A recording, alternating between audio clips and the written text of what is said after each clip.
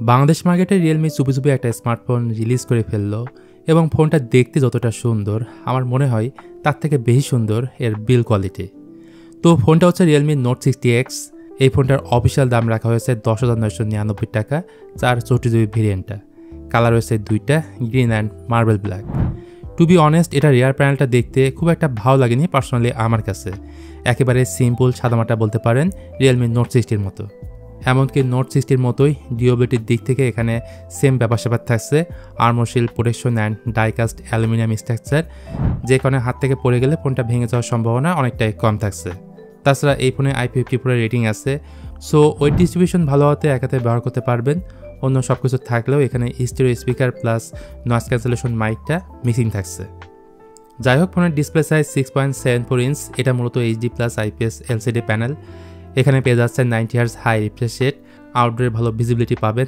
এটার pick brightness 560 nits পর্যন্ত দিতে পারে।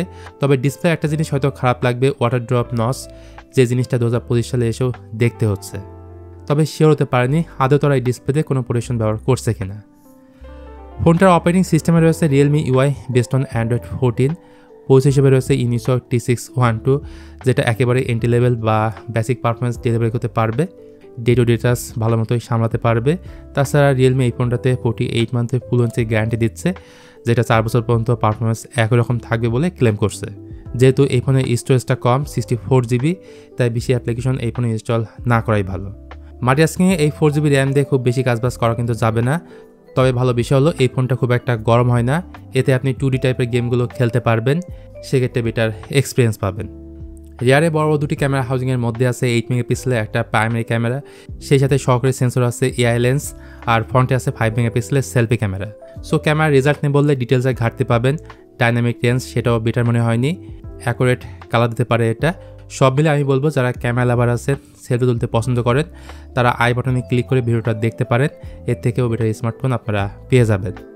আর ভিডিও ব্যাপারে বললে এই ফোনের রিয়ার ক্যামেরা দিয়ে 1080p 30fps এবং ফ্রন্ট ক্যামেরা দিয়ে 720p 30fps ভিডিও রেকর্ড করা যায়। ব্যাটারি হিসেবে 5000 mAh ব্যাটারি আছে, যা 1 থেকে 1.5 দিন ব্যাটারি ব্যাকআপ পাবেন। তবে ফোনের সঙ্গে থাকা 10 ওয়াটের চার্জার দিয়ে এই ফোনটাকে প্রসেস করতে প্রায় 2 থেকে 2.5 ঘন্টার উপরে সময় লাগবে। সব মিলিয়ে 10,999 টাকার এই ফোনটা কেমন হলো বা কিনবেন কিনা, আমি বলবো এই দামে এই ফোনটা না নিয়ে আই বাটনে ক্লিক করে অথবা এই ভিডিওর ডিসক্রিপশনে একটা লিঙ্ক দেওয়া আছে, সেই ভিডিওটা দেখলে বুঝতে পারবেন যে কোন ফোনটা আপনার জন্য বেস্ট হবে। ভিডিওটি ভালো লাগলে please hit the like button, share করতে পারেন আপনার বন্ধুদের সঙ্গে।